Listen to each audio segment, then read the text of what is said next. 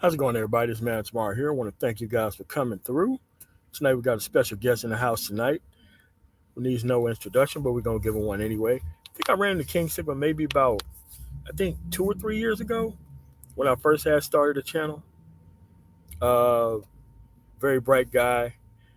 You know, there's like a lot of things that are going on here, and a lot of people are being scapegoated, as you will, for these type of issues that are going on with men in society. And we become like a perennial whipping boy because we don't want to accept certain types of options of people. Now, everybody within this country has a level of free choice.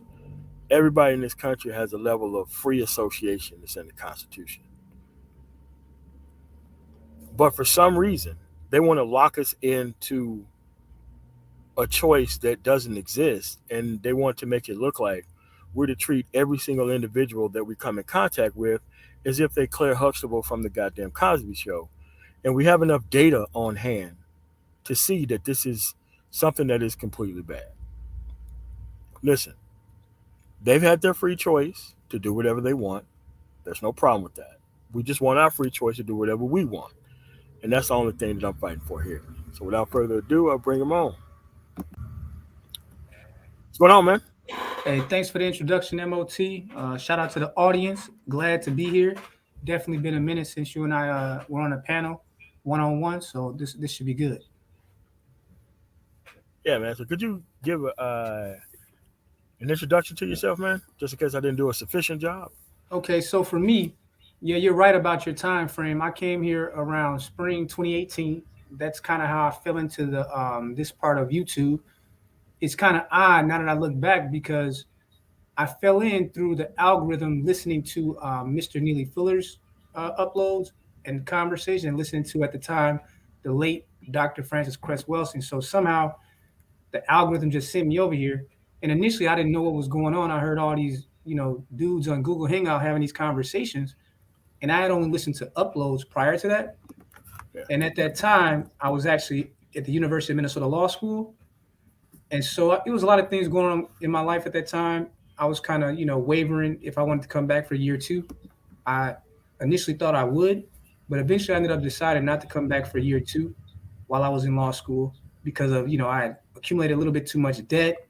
I wasn't 100% sure that I actually wanted to be a practicing lawyer.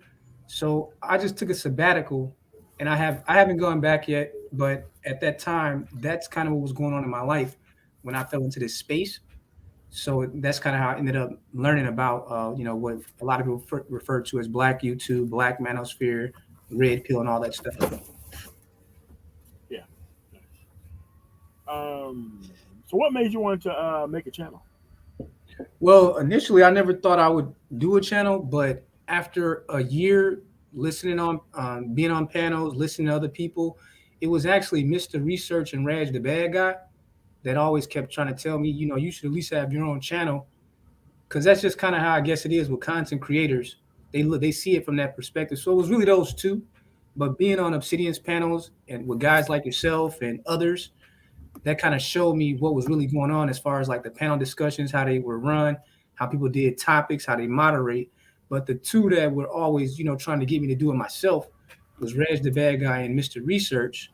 And eventually, just one day after I had been doing it for a year, so it was like maybe May or June 2019, I just decided to go ahead and upload a stream because what happened is that I was on a panel with other guys, but it was like this huge panel, like 15 people, just a lot of people. So we didn't really get a chance to get our ideas out. So they wanted me to start a stream, even though I had never started one. And that's it. So just one day, it was nothing planned. It's just guys wanted to keep talking. So I just uploaded the stream, said, okay, let me give this a try. And that's kind of how I started my own, conversation on my channel when I do post on there. Oh, nice. So, what was the like the planned intention on when you made a channel? Like, what was your planned intention other than keeping that specific conversation going?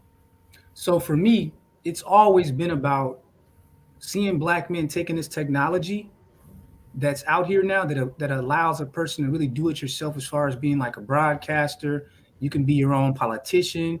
You can be your own salesperson, and really just taking the technology and controlling the conversation and giving my own perspective. Because I think that what the technology has done, it's made it so cheap that every individual black man on the planet now doesn't have to look to Masonic figures, doesn't have to look to elected surrogates, doesn't have to look from welfare coming from corporate America to save you. Every black man now has the ability to take any topic across the different areas of human activity and give his opinion. So for me, that was what my little channel was always about. It was just about me just having my own opinion. It wasn't about me speaking for anyone else or looking for people to speak for me. And I kind of ended up creating my own series. So I see you have like, you're doing the one-on-one with the Manosphere as your series. But for me, I started collecting these cases of anti-black racist domestic violence cases on my channel called Surviving Bottom Shelf Brad series. So it was really those two lanes. Like one, just me giving my take on whatever it is I want to talk about on a given day, and then for the series, I kind of stuck with that because I felt like there wasn't enough attention being brought on the fact that there are these non-black men murdering, doing domestic violence, and assaulting these women. But at the same time, there was all this conversation at the time, like around about R. Kelly, and I noticed that going on social media at that time, it was never just about R. Kelly with all these misandries, right? It was about he was a symbol for all black men, and that sickened me because I just remember being on Twitter, and at the time when R. Kelly, he got arrested initially, and I just remember all this hatred. None of it was being directed at R. Kelly or the other principals that were involved with him at the time, none of the parents. It was just all black men are like this. He represents all black men. And I said, nah, enough is enough. Because prior to ever considering doing that series, I had already heard about numerous cases over the years that I would just see in the back of like newspapers or on the internet, right? Like I had remembered this case of this white mother and this her white son and the black chick that he was dating at the time. And I remembered that they had found out that the white dude had buried his girlfriend, his black girlfriend, right? Buried her after killing her, and the mom had helped, and they had covered it up. And I remember that story that stuck in my mind. So I had forgot the exact case, but I knew that there were stories like this out there that every once in a while you could find in the news, but no one had ever really been bringing enough attention to it. So there were other brothers out here and there that I would hear talk about these cases, but I just wanted to like kind of focus in on that to show that look it, this ain't no racial thing. This attack on black men has to stop. So that's just always been my thing is that just me as an individual, this is my little drop in the ocean for the conversation, but it's not about me, you. I think every black man should have a problem with misandry, anti-black misandry specifically. That's been my whole thing. Yeah, but from what I've seen, most of the misandry actually come from men themselves. I Yes. mean, these dudes think they players, but they're nothing but mama's boys trying to masquerade as alphas because they have the the proximity to women, not really control over them, as they assert or claim. So it's kind of like when women say things, I really don't care because a woman has infinite choice, regardless of how she looks within this society. She's gonna still have infinite choice on some level with no level of responsibility that's going to be taken to her, and the government picks up the tab. So when men actually comes out and use their voice to actually do some of the same things that they think the women are doing, I really have a real problem with that because these dudes are in our face, letting us know that they're not on our side. They're not going to organize for any type of power, and they're going to sabotage productive men all of the time. That's what these dudes have really done here, and that's where you see it happen. You see it a lot with like a lot of married dudes too, man. Do you see the same thing? I mean, this is what we see online, but do you see the same kind of sort of thing in your personal life, or No, no, not at all. That's what's so crazy about it. That's why, I've always I'll dip in and out of these conversations if someone sends me a link. But I actually took my email down publicly a long time ago, bro. I wasn't even doing my channel for more than 6 months before I said, no, I can't do this. Because I was noticing that every day I was just getting bombarded with all these emails from people that had nothing to do with nothing in my real life. Like I wasn't seeing this level of gender warring and treachery from black men upon black men, like you mentioned. Because again, over time, I've come to believe that I have a hard time figuring out if it's black men against black men more, or black men against the black woman, or black woman against black woman. It seems so equal as factors that I just realized that doesn't even reflect my real life, what's going on social media. Because again, I don't even really see a lot of brothers in the workplaces that I've been in just the last 10 years. It's rare. And they usually are all very credentialed dudes that have their shit together. And so they're living in a different lane. But I think what happens with social media, because it's a freemium and everyone, it's a come all, it just turns into this imitation of real life that's not really what's going on. Because in real life, most people don't even associate with you outside of their class unless it's a very controlled environment. Most people associate with those that are among their class, among their that are similarly situated as them. But on social media, a guy could be sitting in a box on the street and be partaking in the conversation, or he could be sitting in the condo on Miami or in his beach house. They all are in the same place at the same time. But in my world, that doesn't ever happen unless it's maybe at the basketball court or the barbershop. But outside of that, when you're talking about the work life, the kind of guys I've talked to in these spaces, 90% of them, I would never see them in my work life or where I live or anything like that. Yeah, because I'm pretty mobile across the United States, all the time, and I just don't run into these people, man. I No, you don't won't. run into I don't run into these player dudes behind the wheel of a truck or at a rest stop or a campsite or a county event, or I just don't run across these people, man. I just don't run across them. And it's just that this seems to be a place where, like, the people who are losing in life, they're always throwing other groups of productive people, and it's always the productive people that seems to be the enemy in nearly all cases. It's always the productive dudes that have to bow their head or show more respect to people that have never shown a level of respect to anybody. Well, it's like I mean, just think about it. So I used to work in corporate America as a Series 7 financial advisor, and just imagine showing up to work. So you got the person, you have your ID, and then you bring this guy along, and they say, "Well, what are you doing here?" And he's like, "I fuck a lot of bitches." And they're like, "Well, we got some mutual funds to work on today. What exactly do you do?" "I just fuck a lot of bitches." There's no place for you in that environment. You know what I'm saying? They're looking for Nowhere. skill sets. They're looking for someone that's bringing the solutions to the table in regards to the economy. That part of the human experience, the sex, relationships, that's something that is just taken for granted amongst people that are winning in other areas of life. They deal with that separately. But for some reason in social media, 90% of the conversation it congregates around DMP. You see what I'm saying? Yeah, And so the guys that feel like they're at the top of that, which is crazy, because I mean, to be honest, I was definitely at the top of that for a long time when that was my focus. But I never looked at it as like a win outside of that arena. Like when I was on that, nightclub and lifestyle, player lifestyle, I just looked at it as me just really enjoying the pleasure. But I understood that once that act is over with, you still got to pay rent, you still got your bills coming in. You still got to figure out an income source. So those things have to always take priority. That's just fun. But it seemed like what is really just fun and pleasure has turned into an entire industry that ultimately really ain't all that constructive. yeah, and it's like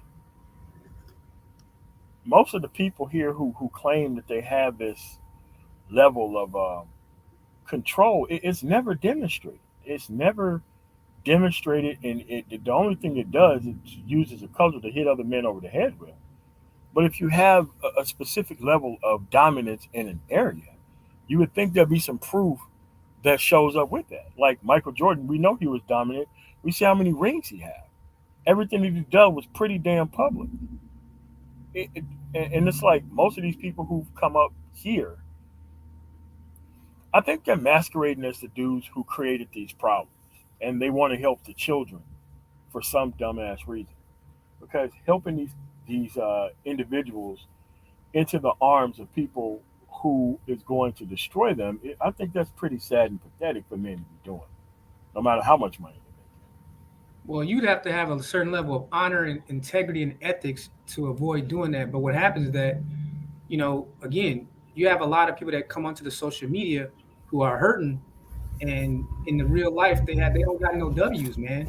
So for them, the internet is a free market. And again, I'm a capitalist, man. I'm a pure capitalist. I love making money. I love learning about new ways to make money. But I have certain lines that I'm just not willing to cross in order to get a paycheck. Because again, my parents might see that I'm in this space. My cousins, my relatives may come across this. And if they saw that I was doing things that was against my integrity, that would bring down my value in their eyes. And I would never want to be looked at by my own relatives as someone that was, doing things just to get paid that went against everything that I was raised on and my own personal values. But other people, that's again, like I said, when it comes to social media, you're dealing with people from every different walk of life that in real life y'all would never be associated with each other. So I always keep that in mind when I'm talking to people or dealing with individuals in these spaces, that it's not really real life, because I've never went anywhere so far and had these conversations for the most part.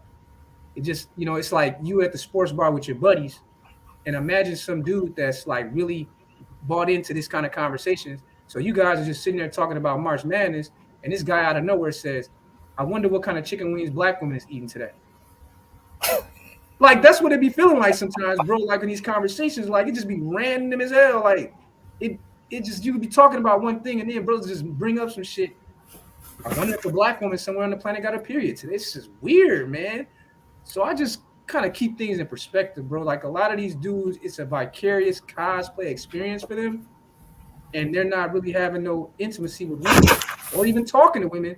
So they come into these spaces, and that's where their mind is at. So everything kind of just veers very quickly to that kind of conversation. But that's not reflected in the real world, man. Yeah, and it's a telltale sign always. If the thing that you don't have the most, you actually brag that you actually got. I don't think these people understand that. I don't think they understand that. With these people who have all this expert level of knowledge, you don't see women choosing up on these dudes. Like online, who knows what happens in real life. But you would think that there would be more people, more verification, more validation from women online, but it's quite the opposite. You get more validation from men from lying about this stuff, undemonstrated, than you do from the actual women that you claim you run. Now, what do you think about that? Oh, actually, I think that I've seen a couple of cases shown where a dude was trying to get validation from a chick, online here in these spaces, and then actually when they put a microphone to the female, they end up regretting it because the first thing that she does is curve him and downsize him very quickly, and it's a public L. So that's good that a lot of these dudes they're looking for that validation from these females, but again, it's not all that different online than it is in the real world how these women are going to treat you. So if they perceive you as being a man that's like someone that they would talk to and respect in real life, then they will tend to give you that respect. If there's someone that they know that in real life they wouldn't be attracted to you, then they're going to tend to show that side of them, even if it's just in a digital version. Because you've seen so many dudes, you see it all the time in these little snippets that guys be sharing, where guys was trying to play the little alpha role, and then the female somehow disrespected and curved them, and they just shrunk. They just shrunk like Ant Man because they were doing all this fronting and peacocking for the men. But the moment that that woman like tested them, they came past that test because again, you're not really that dude in real life. And these women, they don't have the filter that we have. Men, you could tell the way that men will tend to talk to the women when they engage them. They'll tend to calm and control themselves. But the females, no, they get it even more belligerent when they come into the digital space. And it's a lot of dudes that have tried it where they thought, oh, we got control of these when we got them in check. And the women just, I've seen dudes get straight curved after spending all the time talking about how great they was in the eyes of the woman. But the woman was happy to curve them. But then a man that he may have perceived as being lesser than him comes along, and she's eating out of the palm of his hand, groveling at his feet. See, so that dynamic still is really at play that goes on in the real world, even here in these digital spaces. Yeah, it was just kind of weird to me that that's what was going on. Like I had like three different generations of like women listen to like a specific content creator who think they got this shit under control. And my older aunt was like, "Bitch ass nigga." That's what came out of her mouth. She never normally even talks like that in front of people, but that's what she said. Oh man, you said TT was like, oh bitch ass. Yeah, there ain't no way Uh, that man out there doing that. Turn that off. I'm like, yeah, I just listened to a little bit of it, yeah, I've and I've like, been in that situation too, where a female was at my crib, and I just happened to tune in, and then she was looking at me like, "Why are you listening to this shit?" I've had a couple girls do that to me, man. So I learned when I have females over, I just separate that YouTube stuff from them because some of them just be looking at you like, "You listening to this shit?" You know. So be careful with that because while dudes is trying to tell you that they gonna help you get laid, actually some of this content will actually turn off a lot of females if they listening to it, which they be like, nah, this is some adult male cosplay type stuff. I mean, because they're listening to it because it's advanced information and it's free. So why would they not know every single thing that's going to come out of your mouth when you freely give it out the way it is given out? So it's like it just doesn't make any sense. All right, man. So let's go into this male agency piece, man. So why do you think that there are so many people? It seems to be less people than it was about 3 years ago. Because every 5 minutes 3 years ago, everybody was throwing passport bros or SYSBM under the bus for some reason, but calling us sex tourists. But when they spend all of their time online talking about domestic sex tours, going to the club, wasting all this money, putting on this artificial outfit to seem like you're more alpha than everybody else. Like so. What do you think about that Well, portion? well, I always look at things like defense mechanisms and projection. So for me, when I engaged with guys like that, I would always just point out to them exactly what you just said, that there are so many levels of hypocrisy because I'd get into conversation with dudes from the South. Now, here in the North, that old strip culture ain't as big up here. But in the South, these dudes have told me themselves, like, "Ah, man, I got paid. I went up in the club. I dropped like $1,000 on you know." Um, so I would always ask them, like, so you say that you're against sex tourism, which is just a blatant straw man into the game. Let's just take it that what you say is true, but you're not against sex tourism, what you just yourself said. So if I want to go overseas and be with the foreign version of Beyonce for the cost of a taco, that's a problem. But you going down to the strip club to pay some strippers tuition and their credit card bills, that's not a problem. So to me, your version of sex tourism is actually more unappealing because you're going to get less while paying more. So I had those conversations with guys like that, but usually when you actually put the logic to them, they have a hard time, wiggling out of that because again, sex tourism just means you're going, leaving your home, and you're going somewhere seeking sex first. By that definition, we're all sex tourists because I'm damn sure when I'm off of work, I'm hitting up happy hour. Once or twice a month, I might hit up a lounge. I travel whenever I get a chance, and I'm always gonna fall into something if it's available. So again, I guess a lot of times these dudes have never had anyone put a mirror up to them about what they're saying and let them actually listen to what they're saying. Because again, here in the North, we don't have that tricking off on strippers culture, dry humping a stripper just to go home with blue balls culture. I have much more respect for the dude that's going overseas and actually relieving the dude than actually dry humping and spending your whole weekly check. So you sometimes you just gotta repeat it back to these guys and let them see how stupid they sound.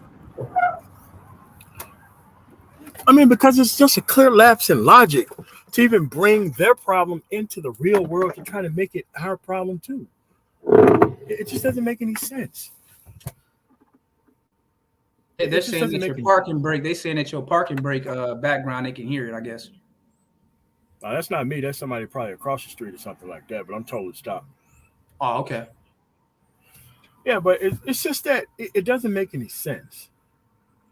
And here's the other thing: the women don't need their help or assistance, and it's like when they do it, they think they're going to get some brownie points out of throwing men under the bus because they refuse to compete here domestically. It's like, listen, if the whole point was you to have less competition, why would you go after dudes who are not even on the market to try to bring them back to the market to supposedly compete in a marketplace where you claim you're dominant? Who wants to bring more competition back to the marketplace? Oh my God, man! It I've had doesn't make this any conversation. sense. It doesn't make any sense, bro. I've tried to explain to guys how stupid they sound. Like I've always used the club analogy because for some reason, I was talking. I guess you call it. You say it's like a helmet head conversation. So I'm arguing with these dudes, and I just said, I'm gonna just give you guys an example because it's something they can relate to. I said, okay, so we're all in a nightclub, right? And there's 10 dudes in the nightclub, and there's 100 women. Just imagine one of your homeboys looking over at you and saying, "There's not enough men in here." Why, yeah, like you got 100 women of all different shapes and sizes in this club, right? And he's more focused on the men that are not in there with you guys Mm-hmm. than actually his opportunity of 10 to 1.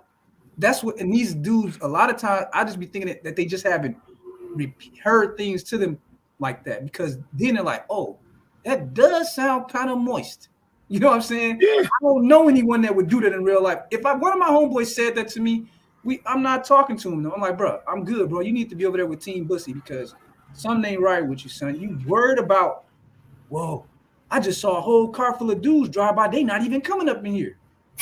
Like, this is what they sound like. And it's all because it's plantation peacocking. And in their minds, they believe that somehow this is going to get them some points with these women who have made it so clear. You could be Tyrone Muhammad in Chicago throwing bricks at the Asian nail salon window because they wouldn't let those black women there. The next day they show up. You could be the situation in Oklahoma where the Asian couple beat down Tulsa. the girls or whatever. It was in Tulsa, yeah. And you go out there and you talking about you're gonna boycott. You had boomer black men out there telling these women, don't go up in there. Man, those women was like, get out of my face. They was ready to beat up the old black men. This is what they're dealing with. But these are the people that they have so much control over, though. Zero control, man. It's an illusion. I think it's an ego thing, and these women ain't stupid, man. They know what time it is. They just laughing. They're laughing because they're even bold enough now. They're bringing on white men to clown them. They're bringing on white men. The same women that they're trying to bow down to are like, let's go find someone that's not black to tell them how great they are and how bad these black men are.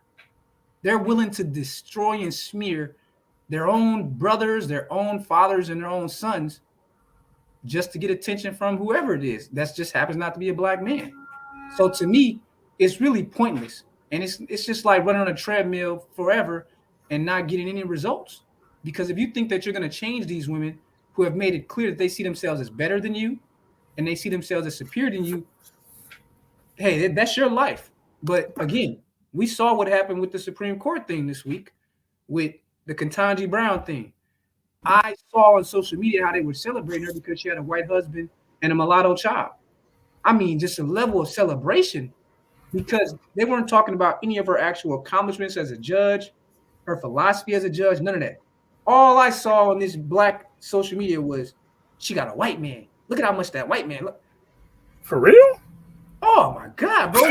What? It's sickening, man. It's sickening, dude. Like it's some sick shit. Because again, it's almost like if I was to tell my grandfather, may he rest in peace, I can only imagine my grandfather having to see the things that I'm seeing now as a younger black man.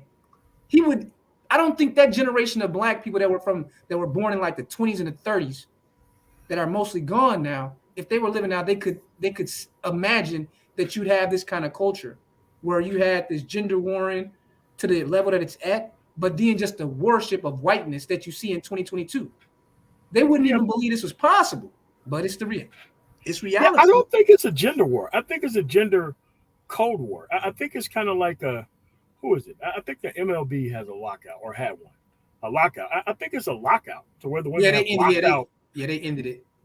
Okay, yeah. So I think that most women has just completely locked most men out of the marketplace, and it's causing this feedback mechanism of and creating these cottage industries of people who actually think they have this stuff figured out. I think those people is just as locked out as everybody else, to be quite honest with Oh God, bro, you hitting on something right there, bro. It's definitely that's the culture right now. Because when you look at a lot of the things that come out in the news on a weekly basis, they're talking about again, talking to my grandfather.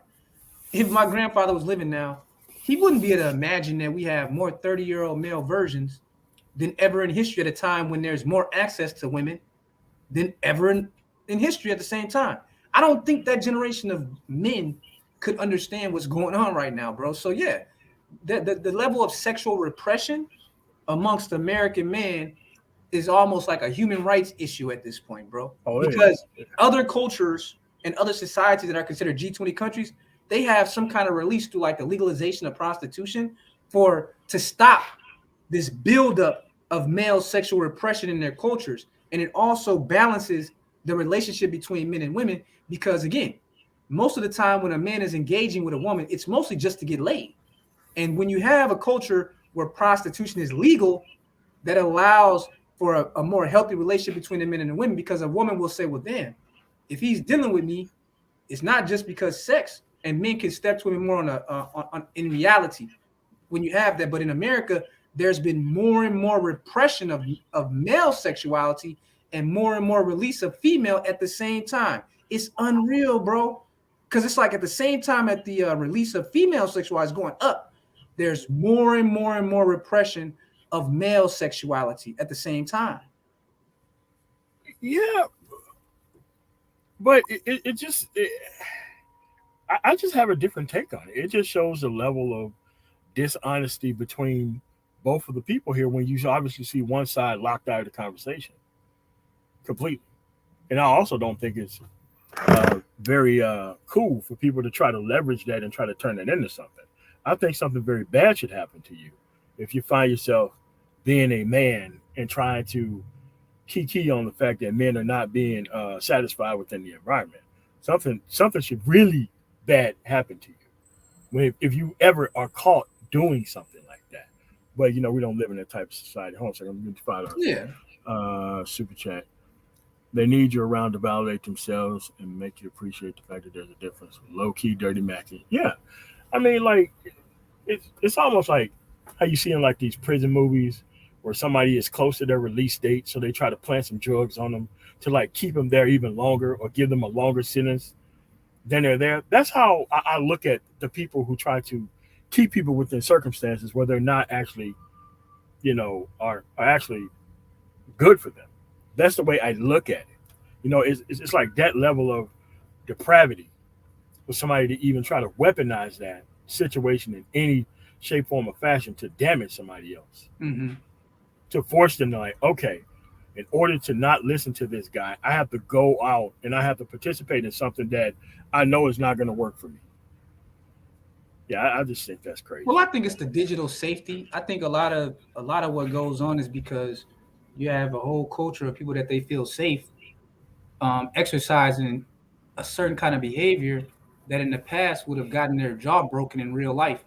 But because of the digital way that it works, a lot of people just feel like there are no rules, that there needs to be no level of respect and reciprocity, that hey, this person can't do anything to me.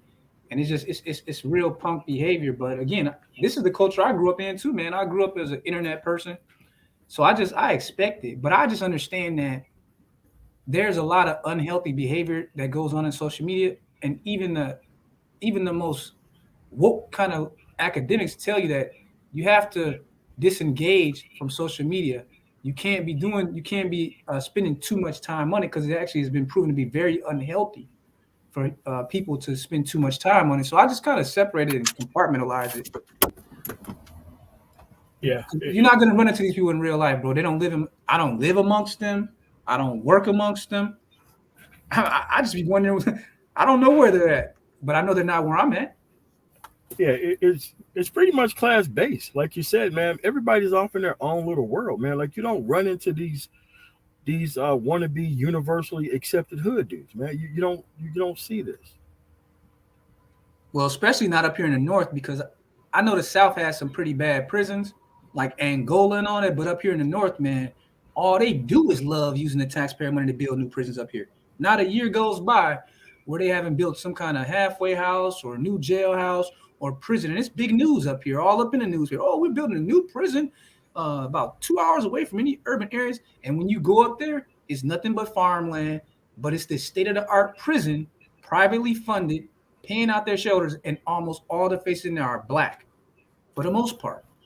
It's big up here, that prison culture. So that's why you don't see them, because they got a whole system up here in the north, man, especially being in Wisconsin and Illinois. Oh Bruh, yeah.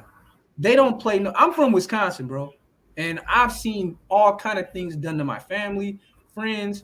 They don't play around in Wisconsin. Like they send you to jail for anything up there because it's profitable. So that's why you don't really see the cats like that, because they're in and out of the system so much.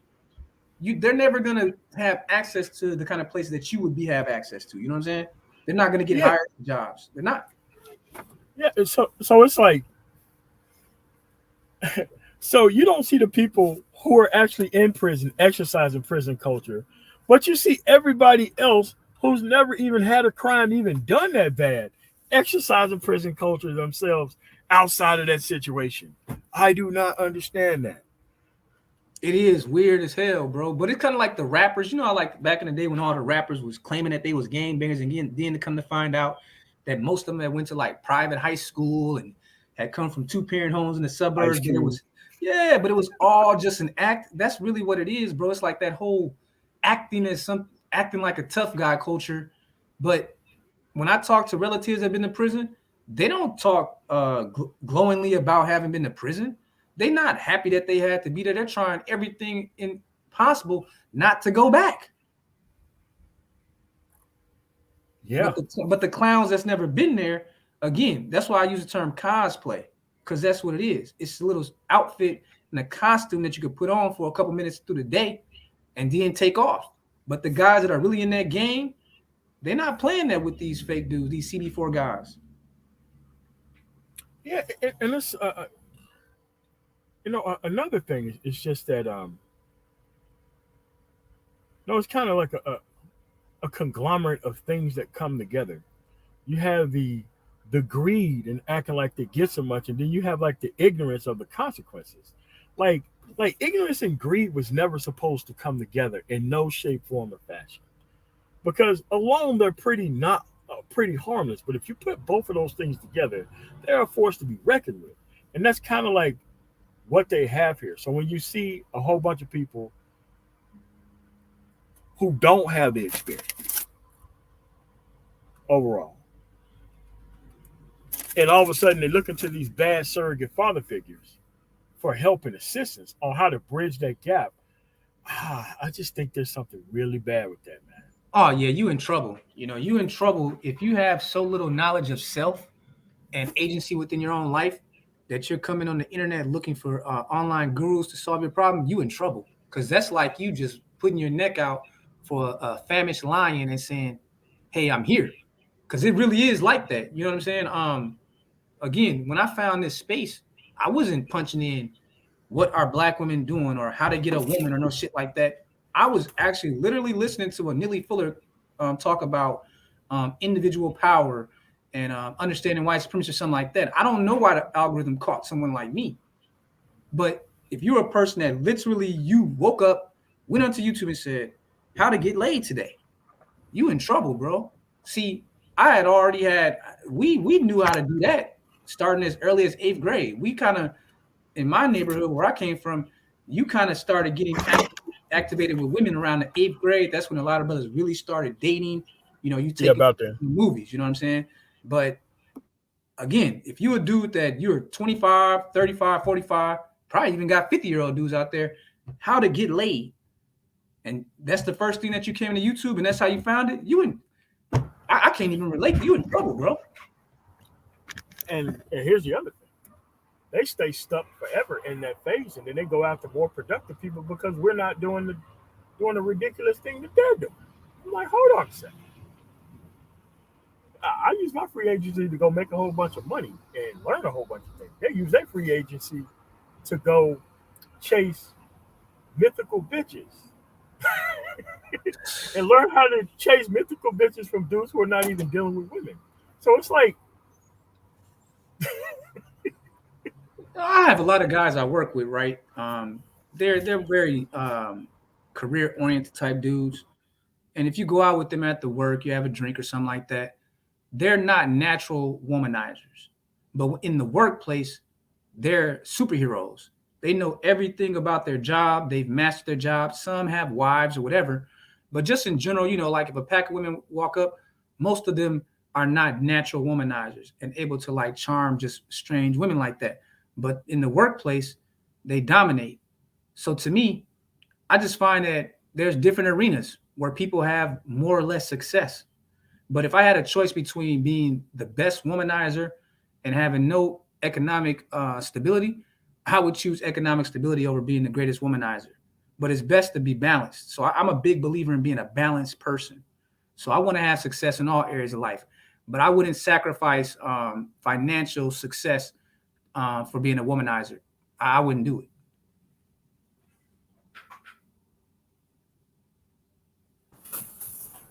but but if you come online, everybody is so good at these things that it's so easy. The only thing you have to do is buy my book, buy my class, sign this waiver saying that you won't hold me responsible for anything.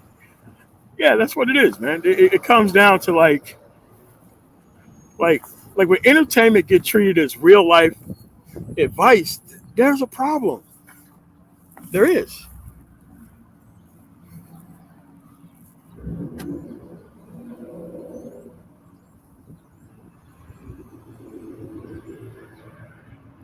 Hello, you there? Can you see me? Yeah, I'm here. Yeah, Yeah, for me, yeah. it's like what you just said. We've already seen people getting sued now that are YouTubers. We see people getting terminated who have millions of followers sued. So there's a level of responsibility that cats are gonna have to think about going forward.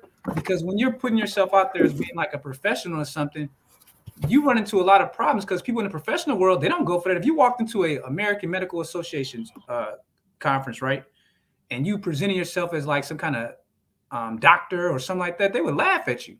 They would have security throw your ass out. If you went to a lawyer's convention and you were faking like you're a lawyer and the lawyer's there and the judges found out, hey, this guy fakes like he's a lawyer in real life, they would probably have you arrested because in a lot of states it's a crime to put out a fraudulent information that you are a professional of something. Like you can go to prison for imitating a lawyer or imitating a doctor because those people have bonds and insurance. When I worked in corporate America, even as a financial representative, I had to pass a bonding background check. You had to do Hell yeah, you gotta do that. yeah, I had to do it when I had insurance too.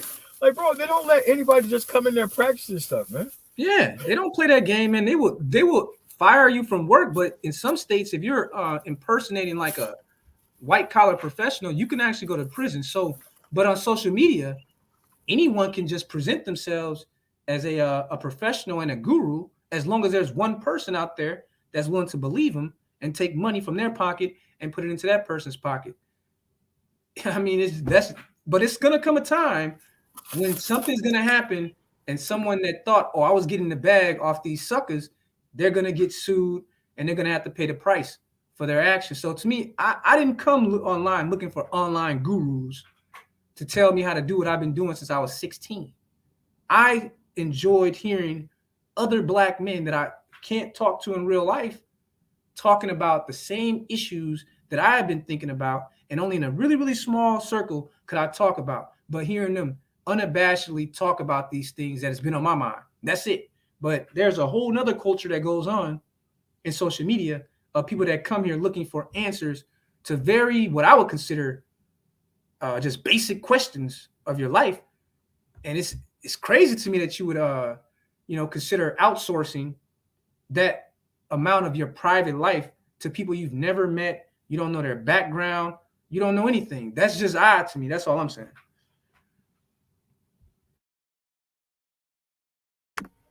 That's why people don't understand what racketeering is.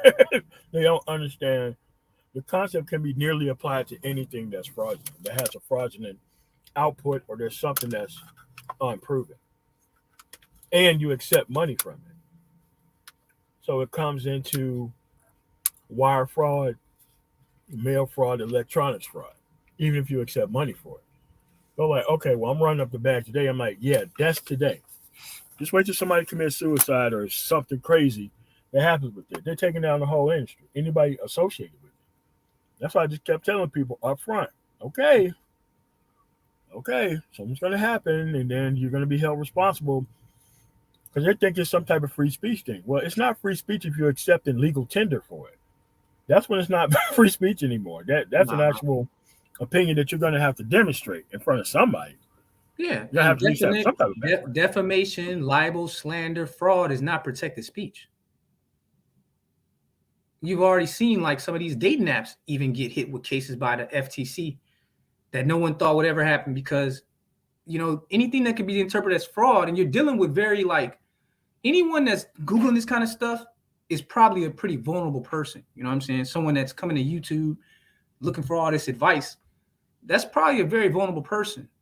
And eventually someone's going to do something based on some advice they received from a non-professional, and it's going to backfire on that whole community because you've seen how these kind of things on this social media goes in cycle where something's hot today, it's not hot tomorrow, it's lukewarm the next day. It goes up and down, and eventually there's going to be that down moment for those that are presenting themselves as online guru, and they're going to hit hard because again, when Tasha K got hit, I remember during that little short time period, everybody was trying to kind of do what she was doing. You know what I'm saying? Just coming online, lying on people, saying things that you can't prove to be true.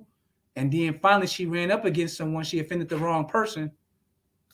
And now she got hit hard in her pocketbook. You see what I'm saying? Eventually, other groups are going to have to do the same thing. I saw the same thing kind of happen with SISBM when they didn't have no structure to what they were doing. All kind of people were just claiming, oh, I'm living this kind of lifestyle and just making up stuff, lying, and really tarnishing the name. But then guys like Baba Tundi and Mad Bus Driver came along and they said, hey, we gotta set some guidelines here so that we can separate ourselves from what these people are doing. And then it kind of, it created its own little space by doing that. But when it was just wide open, for some reason, the self-policing mechanism that you would expect from people is just not there on this media, man. People will go to whatever extreme. I've heard about people calling people's work, people calling people's jobs, doing crazy shit in these spaces until something bad happens to them. Just crazy stuff that you will hear because people don't self-police themselves if there's not an authority there to police them. So people are going to take it to the extreme until they get hit by a harder and a greater authority. And that's kind of what happened with that Tosh K situation. Just thinking, oh, I can do whatever I want, say whatever I want about these people. But she learned the hard way now, didn't she? All those thousands of views, and not one single person put anything on that legal fund. Not one.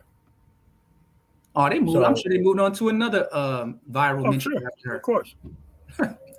And it's like most of these people are here to see the shit show because no lack of what do you call it, ethics. Like a lot of people think, oh, I'm just gonna be cutthroat. I'm gonna make all these associations. I'm gonna do all these things this type of way. I'm like, hey man, you can't go around lying on people, man. Hey man, do your content, but don't go around lying on people. All right, don't do that. Like if people have very public track records and you try to act like it don't exist to fight battles on other people's behalf because you want to be down with this group. Like, nah, man, like people don't take kindly to that type of bitch ass shit, man. Like, don't nobody like liars. They And to had a double and situation triple like down that. on the same lie, it's crazy.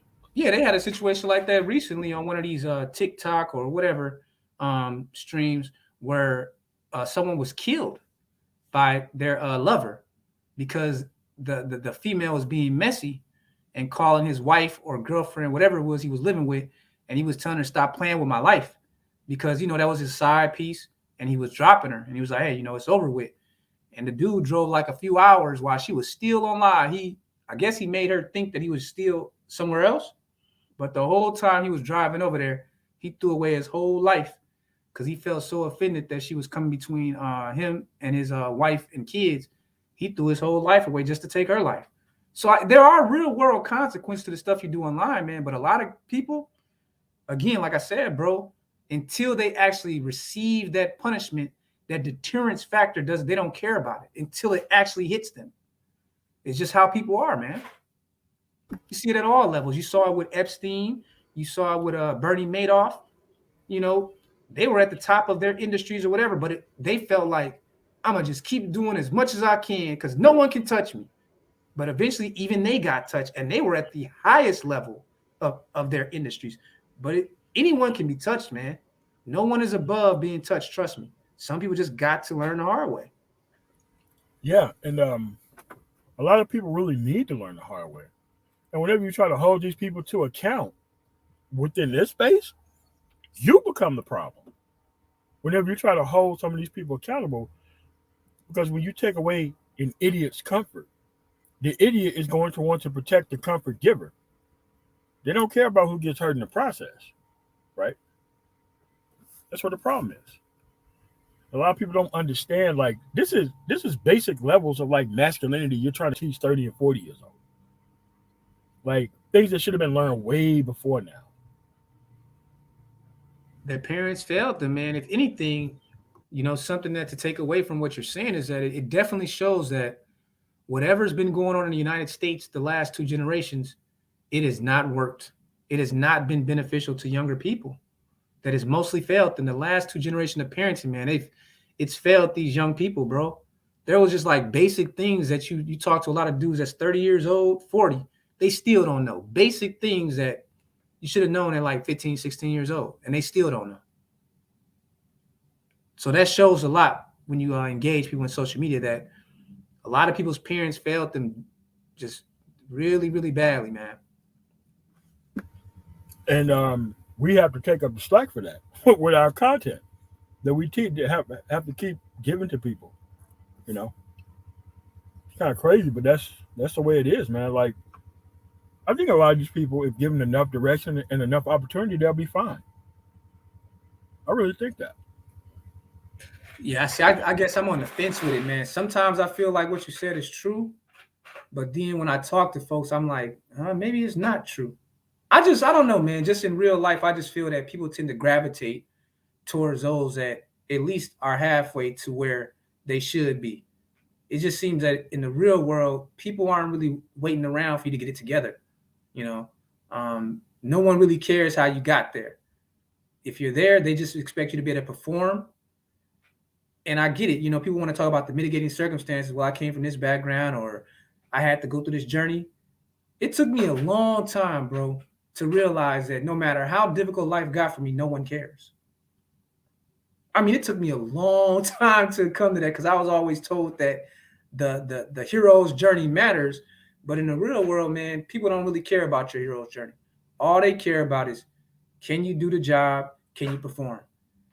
And I think a lot of men will be better off when they accept that you've been lied to about how the real world operates. No one cares about your hero's journey. No one's going to give you extra points because you had to sleep in your car because you lost a job, or no one cares that you lost your apartment. You had to go live back home.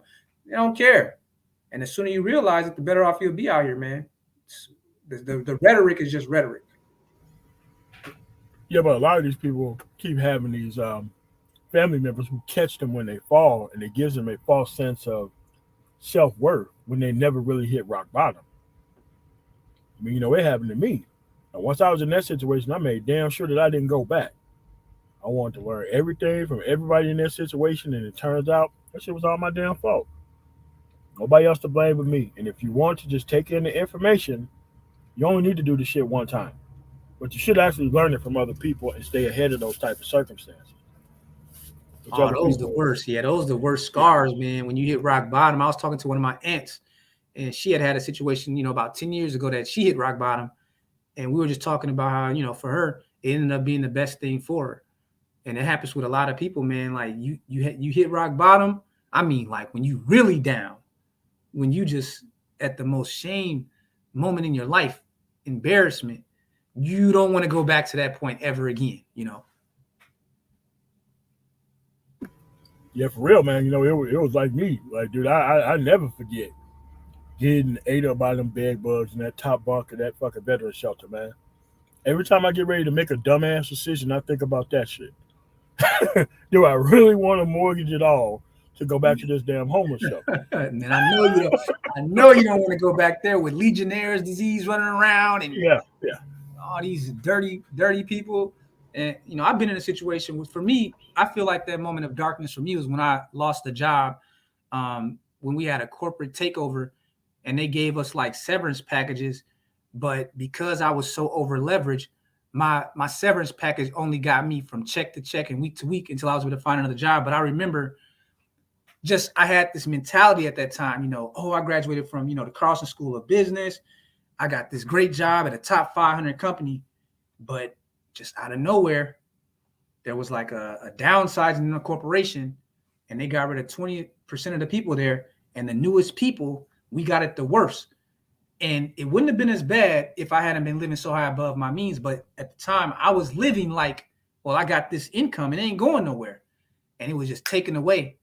And that little severance package, I had to really be resourceful with it, but it really humbled me. So for me, that changed me forever. That's why when guys be out here talking about living above your means and buying things that don't bring you that don't have inherent value, I say good luck, because I guarantee you, if you take that advice, the moment that your number comes in, and it always comes in our economy because we have a boom and bust economy, you're gonna wish that you never listened to that advice and that you listened to the people that told you live below your means and treat yourself, but make sure that when you do treat yourself, that you get maximum value for every dollar.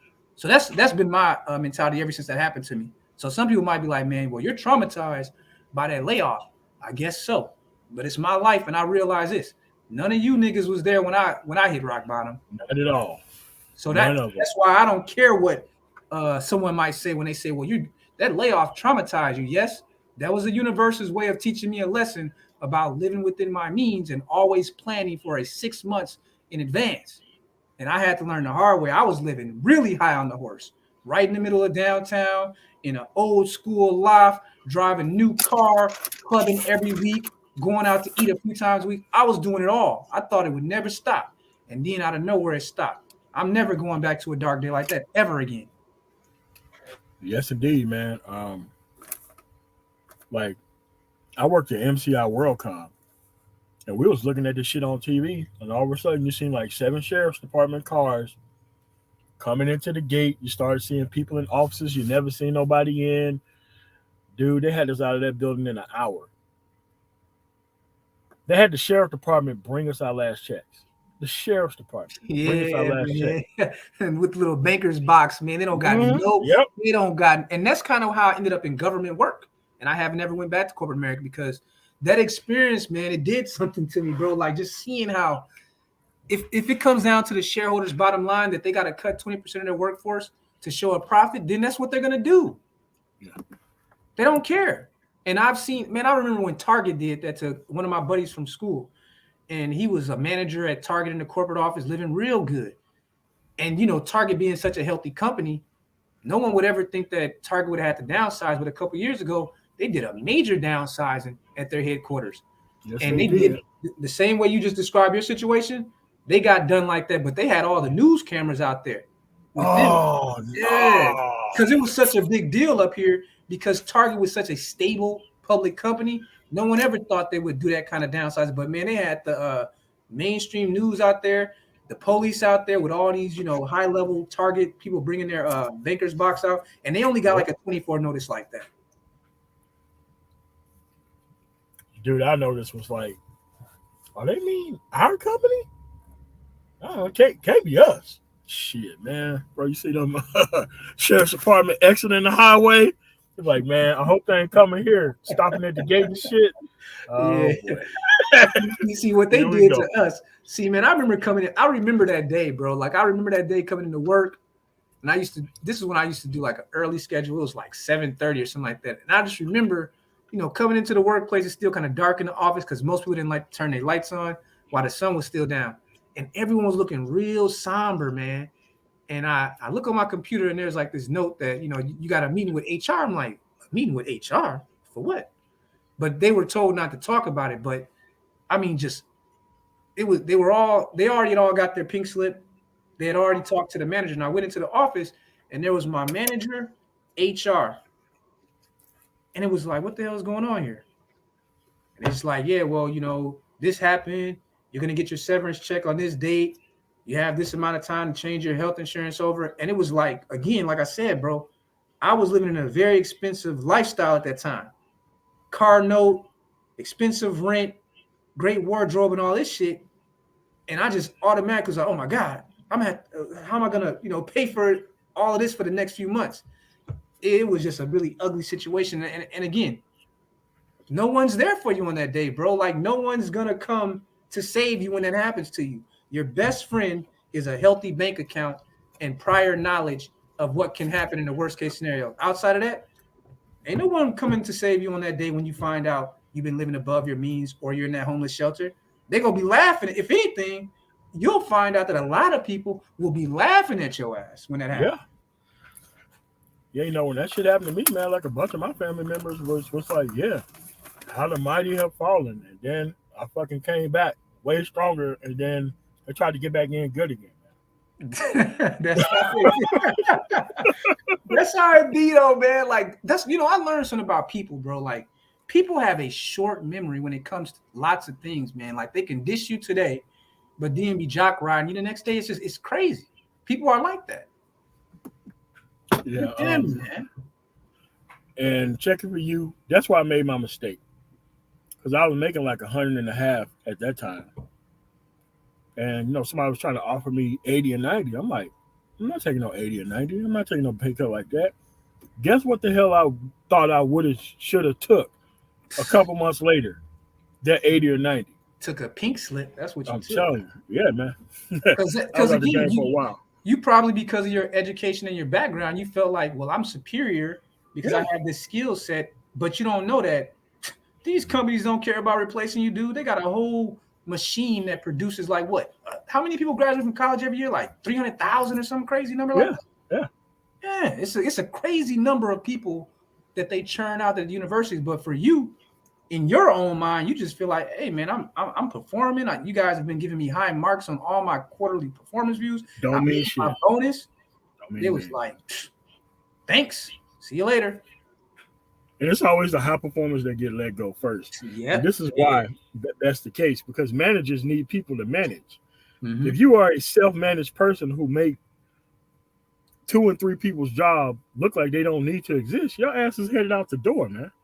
Yeah, I They're trying seen to that happen. create the Yeah. problems that that they're trying to benefit off of in one way or another. And a highly efficient employee who haven't really moved up, nah, man, that is a recipe for disaster, Well, everyone's man. talking about the Black News Channel. That's a perfect example of corporate politics right there.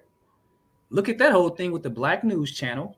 You had the owner, I think he's the owner of the Jaguars or the Panthers. That guy creates this Black News Channel. Didn't even make it 2 years. These were all big name journalists and commentators or whatever. They just fired all of them yesterday. And you got all these guys like Lamont Hill, Charles Blow, these different people that were working with that Black News Channel over there. And they're complaining that they didn't get paid. See, that's corporate politics right there. They can come back and have their own podcast and still do comparable shit, man. Like they shouldn't have got slow walked into a situation like that. And they should go to Roland Martin route.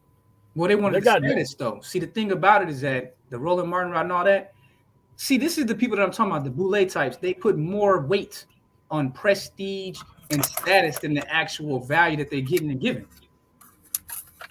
They like to be associated with that guy. So it's like, oh man, we're working for the owner of Jacksonville Jaguar. He's a billionaire. I'm working for a billionaire. It's a lot of people, even in 2022, in the age of DIY, that still think like that. And now they're in the unemployment line. Yesterday they were pointing their nose up at everybody, talking about how great they are as journalists, what black folks should be doing, and this and that. Now they all got fired, bro. You're out of here. That man is still a billionaire. He's focused on the NFL offseason right now. He ain't thinking about them, bro. They gone.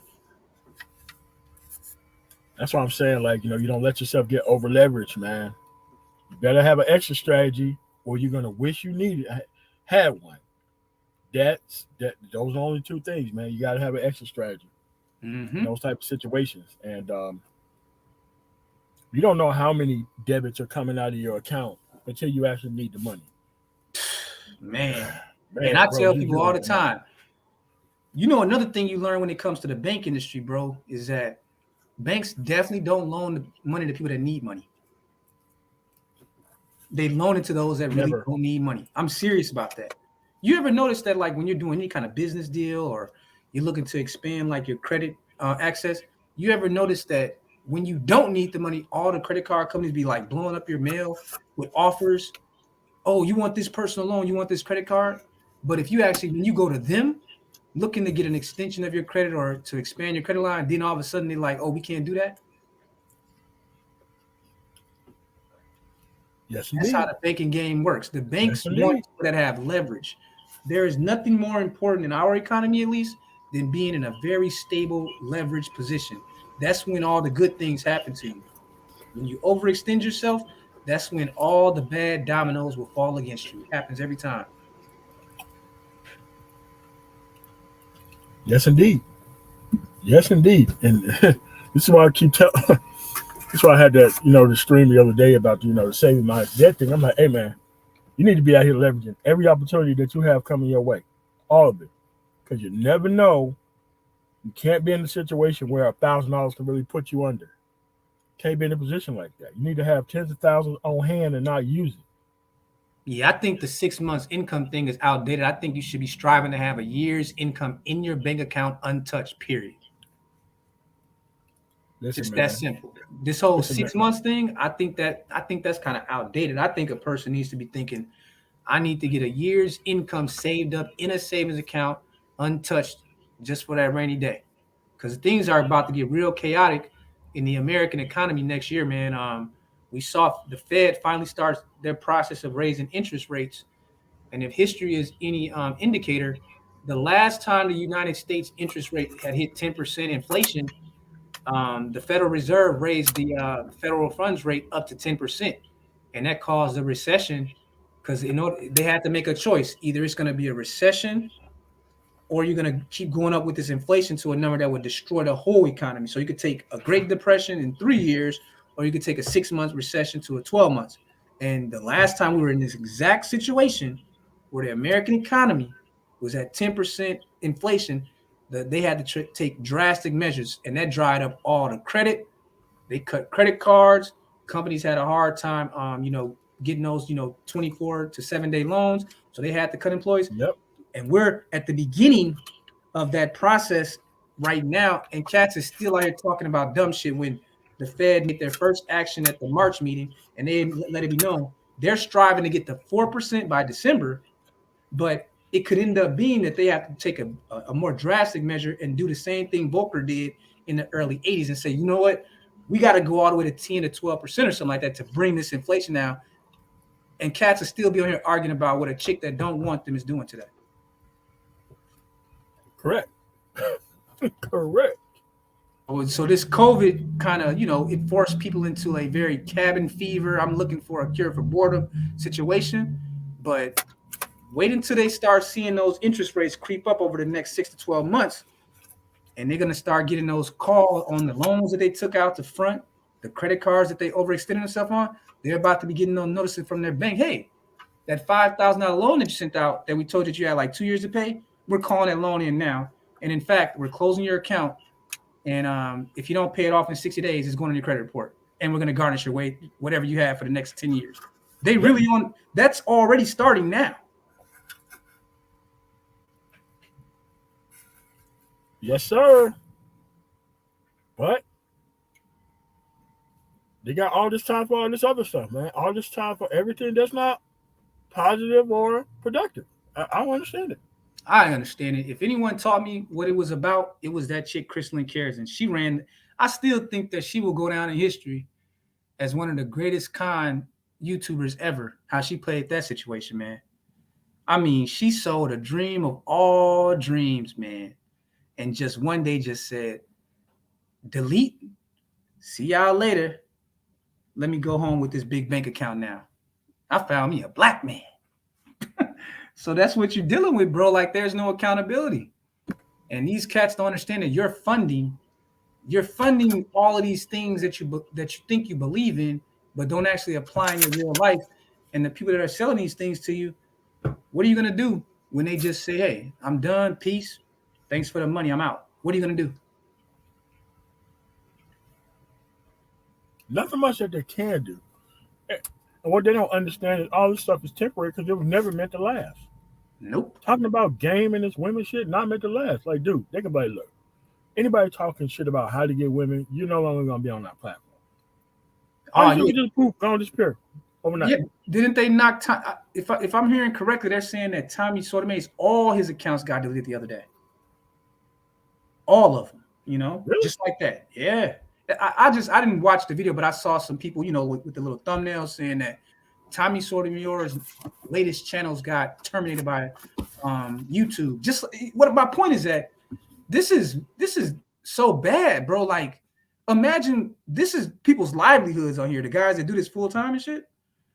That's like you just walking into work and then just telling you that you're fired, all your bank accounts have been emptied out, kind of thing.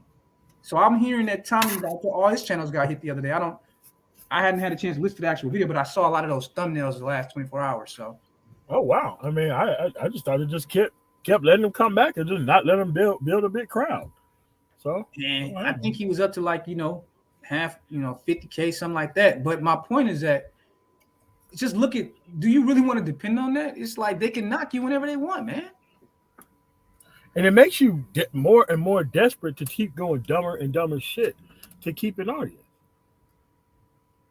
And it's And you can never really turn that down, man. Like you got to keep topping the last thing that you did, and keep topping the last thing that you did there. yeah, So it's like at some point you're gonna have to turn this stuff off, man. yeah, you're right about that, bro. Yeah, you're right, because again, all these platforms eventually have their day in the sun, and then they also have their season where they end up dissolving or just becoming a shell of itself. We've seen it with so many different platforms. We kind of see Twitter and Facebook going through that right now, and you see YouTube. They're harming themselves in the long term. Eventually, bro, they're harming themselves too. But I wouldn't depend on none of this stuff for my livelihood, man. I can't be around people who do because they're gonna have to keep up a whole bunch of bullshit for drama and views. They're going to have to do that. They're Yep, going to have to consume and cannibalize everything around them in order to keep that going. To yep. keep talking about the same dumbass topics over and over again. They got to Because if you, cannibalize people. the audience is like the Romans in the Colosseum. If you cut off one gladiator's head, then they want you to cut off his head and his arm. Then that's not as appealing anymore. They don't get as much satisfaction off that. Now they want you to cut off two heads and two arms. And that's kind of what the cycle that you get into when you play that actual game is that the audience, they're never going to be satisfied with any level of entertainment. They always going to want more and more. It's like a bloodlust kind of thing. And I've noticed that, you know what I'm saying? You can see the difference if you've ever created content, you notice it on your own. Like if you talked about a topic that was more pop culture oriented, the views just shoot up. If you talk about something like something that I've been into the last 2 or 3 months, I've been reading a lot about the whole startup process, but specifically about how companies go from seed to Series C investments before they go into the IPO. Now, if you get on here talking about some shit like that, man, you might have one person that's going to listen to that for like 30 to 60 minutes. Maybe five. Yeah. Even though, see, to me, that is some intriguing topic, like, It is, man. yeah, because I'm a big, do you watch Shark Tank? Yeah, I do. Yeah, I do. Yeah, I'm a big fan of that Shark Tank show. And I like everything about that, how like a entrepreneur will come up with an idea. They have to try to create a prototype. They have to find if they can get enough angel investors at the seed level, and then they have to take that vision to a proof of concept to get to the Series A, and then to see how there's a big drop off in companies that can't move from seed to Series A, and then how the big, unicorns like Uber are able to go from seed, ABC, and then do an IPO and watch the founder cash out.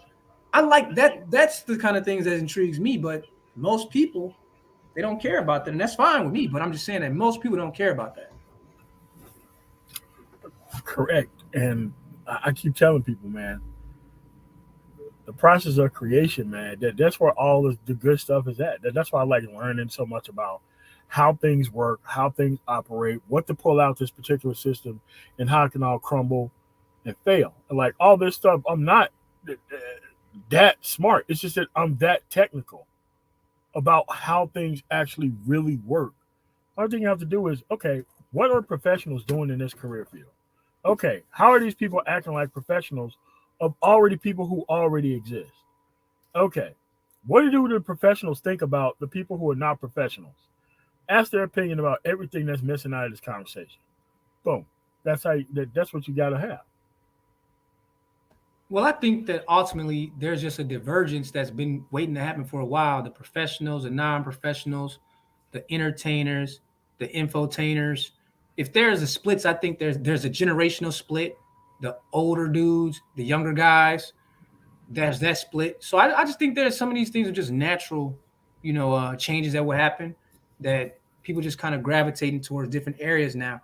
But because if you ever try to do that umbrella thing, especially like with black men, I have never seen it work, bro. All the successful black men I know, they move either on a solo or in a very small group of people. You have to. Because look, 1 degree of separation can bring all these people back in here in the first place. Like I was talking to a friend of mine who's a big time lawyer in Atlanta. We were stationed together at Ramstein Air Force Base, and this dude said, and he asked me whether this was the case. He was like, the moment you move up beyond 6 figures, the amount of people that you're going to be able to work with, who's totally on the clean and on the clear, you're going to be able to count them on your hand. No matter what the person is, they're always tied to some damn bullshit that they want to bring into your camp. Where you got to understand, man, like a lot of people getting legal money not connected to bullshit, it's a very few people who can do that. Very few. A lot of And people have to make all these associations and all this shit and all this other stuff, and then once they get somewhere, they got to try to slink back into the shadows, and that's when everything about the person comes out. But once you get it the right way, you're damn near not gonna be able to work with anybody. That's the uh, truth. yeah, and everyone talks about, well, you gotta get this person's approval. That's not how it works in the real world, bro. Like in the real world, if you actually making moves, people will tend to find you. You know what I'm saying? Like, especially now, because so much of what people do, like when it comes to like small business, because so many of today's businesses are not brick and mortar anymore, they're going online, and you can outsource like lots of the aspects, like your timekeeping, um, Um, payroll, I do it. yes, sales, your web development, lead generation. You can outsource like 90% of what it needs to do for you to make all the money. But I guess someone like you is underappreciated because you're willing to help these guys and teach them.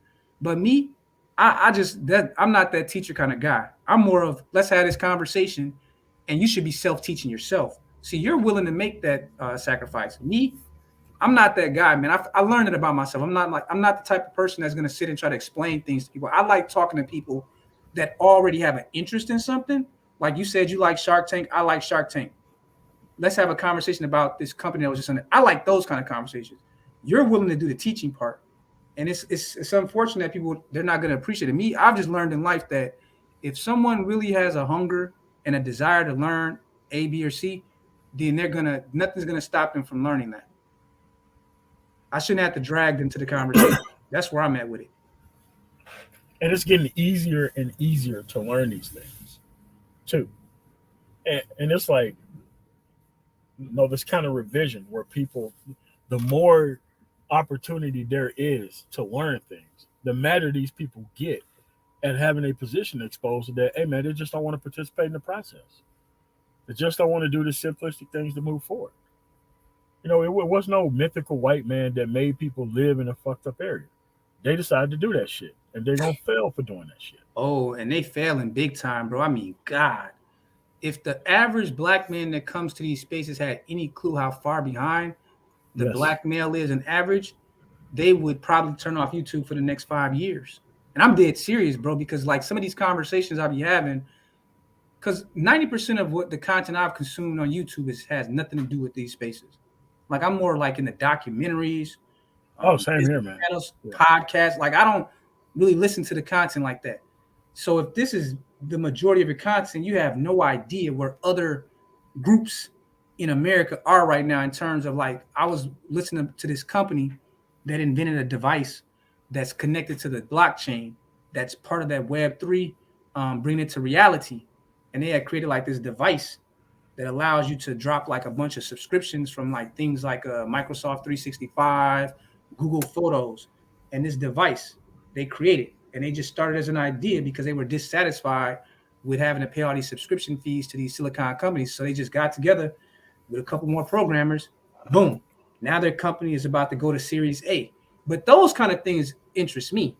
But again, guys are going to look up in 2030 and they're going to be having these conversations and they're going to be in a country where now it's 15% Asian and it's still only 10% black.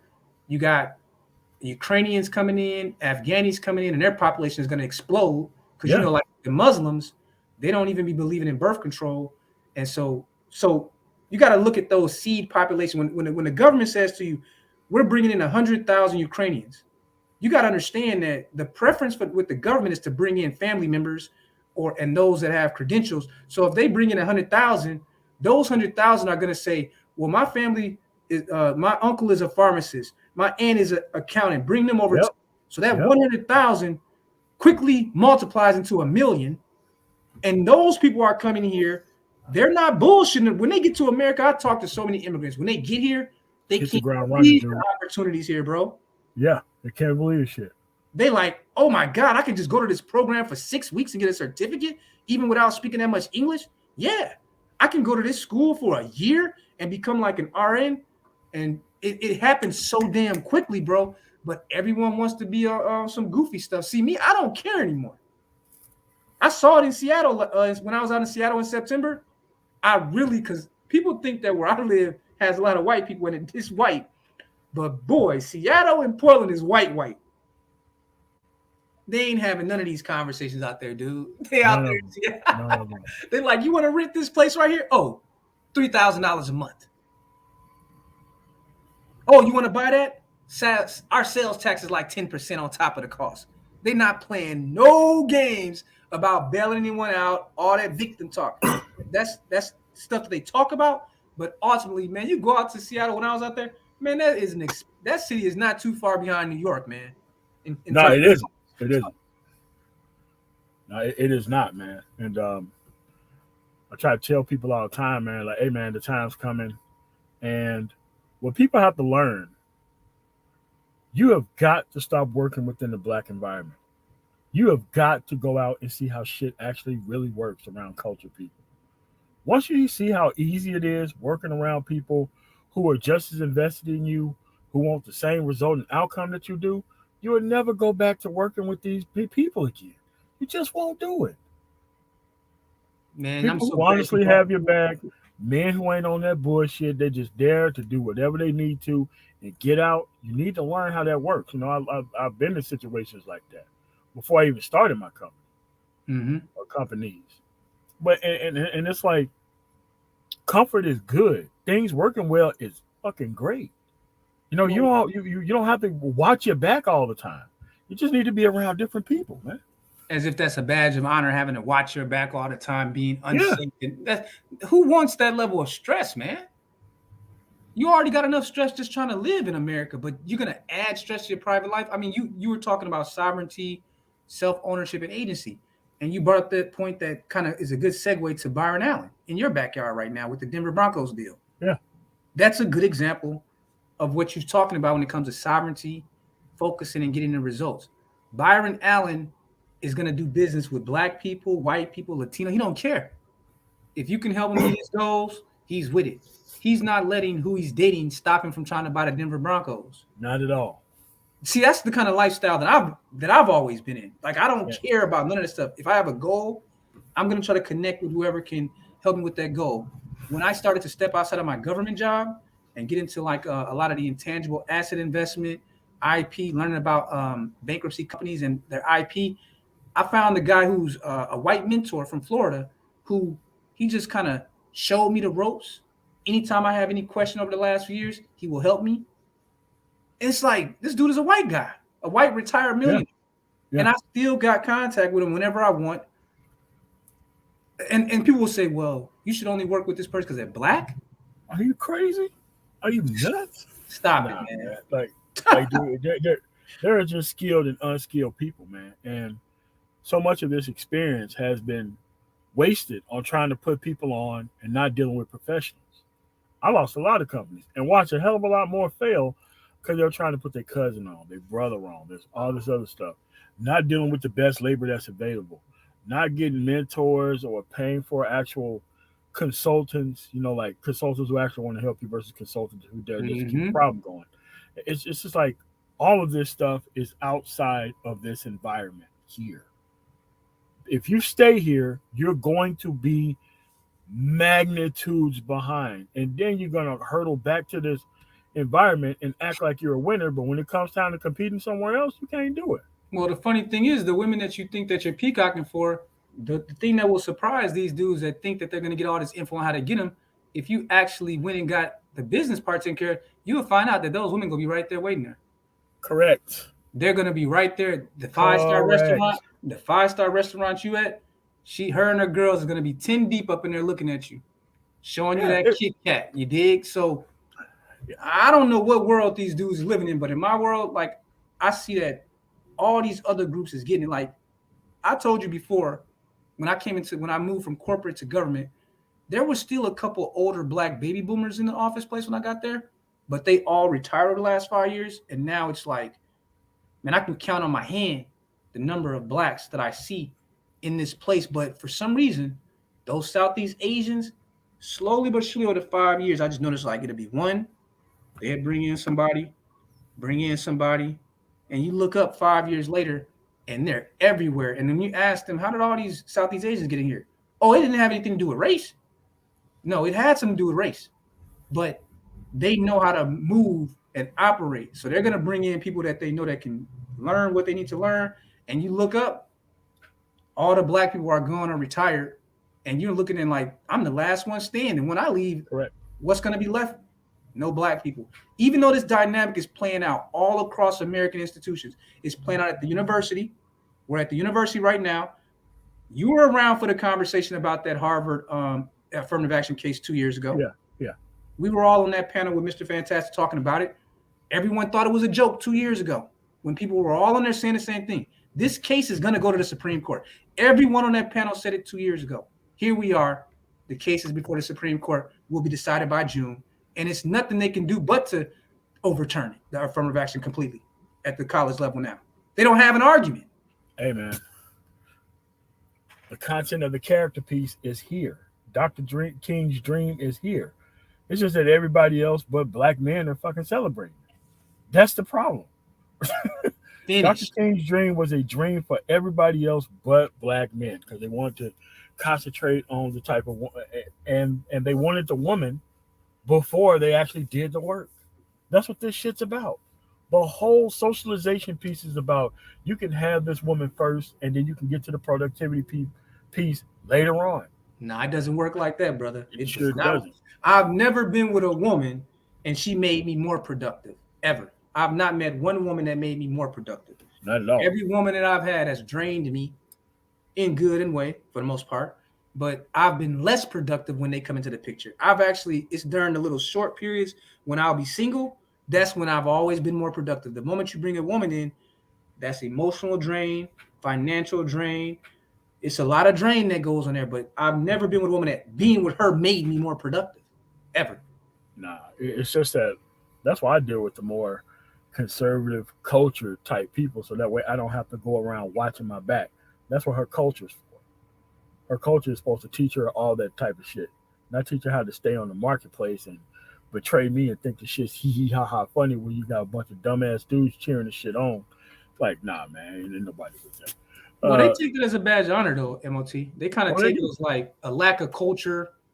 That it's some backwards mentality, man. Even though we know that, like, when you talk to a lot of the social scientists and they talk about the four areas and dominions of power at the macro level, they often will talk about like military, economic, technological, and cultural.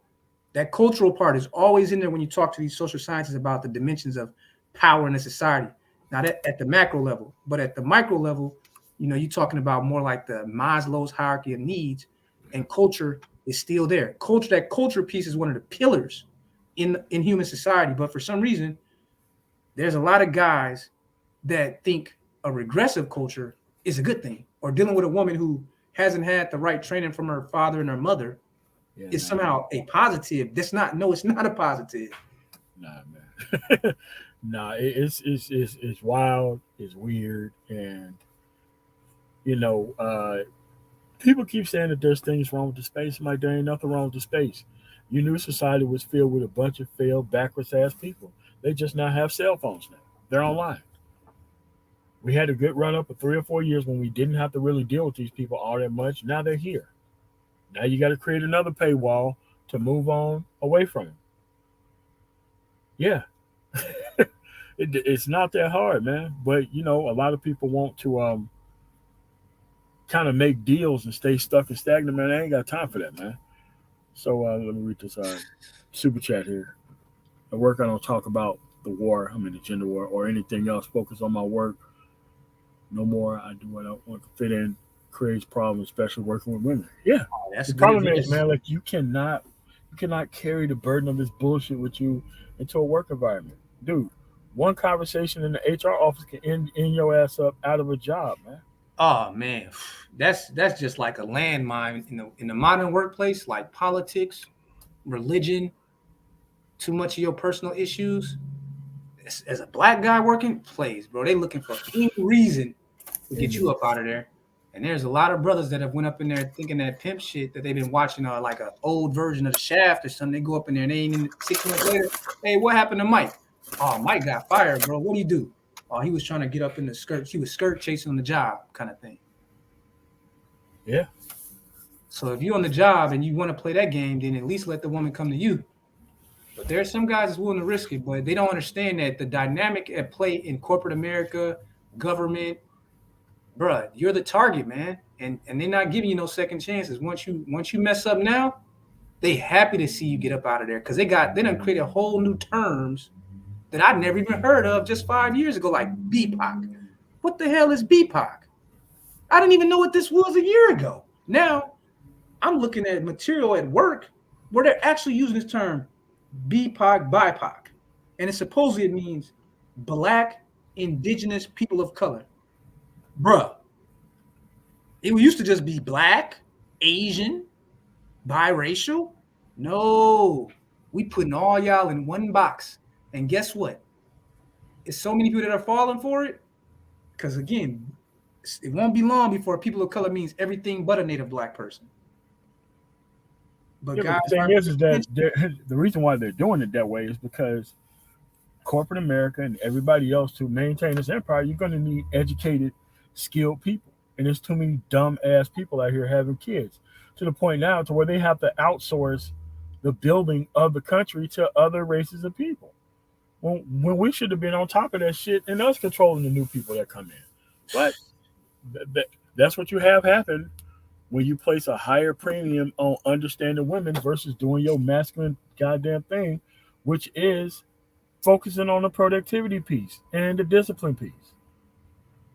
It's Not sad, bro. hard. But it is. See, I'm comfortable with it. Like I said, bro, Oh man, bro, listen, man, I got all types of plans for these people. I'm cool with it. All types of plans of what we're gonna do with this failed DNA. All types. So you got anything else before we get up out of here, man? You got any last thoughts on the conversation? Oh, I just think that when you talked about the sovereignty piece and the self ownership, I believe that I'm in the camp that believes a lot of that stuff is inherent in a person. Some people are in the camp that they think that it just depends on your environment. Some think that it could be molded later. I'm just in the camp that I believe that there are those that want that kind of individual sovereignty, and Yeah. there are those that don't. That's just where I'm at with it. I think that when it comes to a choice of being, having control of your life, we live in an age where it's never been easier to have control of your life, to have control of your income. I just can't imagine my own, father, grandfather, great father, the options we have today, just in terms of That's what I'm it, saying, man. it's Like, bro, unreal. in the hands of my grandfather and my father, he died very early. He died at like 42. And Damn. my grandfather worked damn near all the way up until he fucking died, pretty much. He didn't need to, but to him, growing up in that era, you had to be out there doing some shit. He hated fucking sitting around. My But grandfather was the same way, man. yeah, he didn't care. He didn't care. He wanted. Rain outside, I don't care. I'm going out here. I'm gonna do something, and that's something that's individually that you can do yourself, man. So with that said, King Sigma, man, I want to thank you for coming through, man. For the interview, man. Thank you for coming through, man. I want to thank everybody for super chatting and like, sharing, commenting, and subscribing, man. And so you gonna come back with some more content, or you just gonna stay out there, man?